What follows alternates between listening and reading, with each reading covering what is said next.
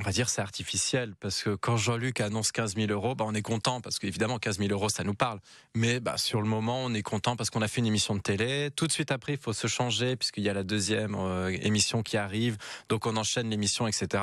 Donc sur le moment on est content, mais plus parce qu'on est maître de midi et qu'on se dit génial, j'aurais pas la honte à la télé, je pourrais en effet dire à la famille et aux amis J'ai gagné. regardez-moi parce que je serais pas ridicule.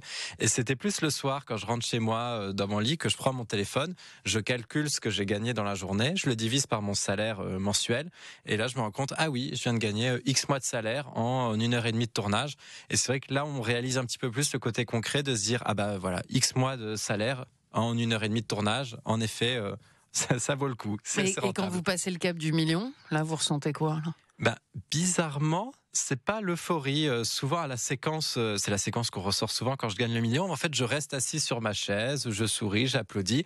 Et c'est vrai qu'on s'imagine un million. Normalement, t'es censé courir partout, surtout qu'en plus il y a la mise en scène, il y a les confettis qui tombent, Jean-Luc qui est heureux, etc.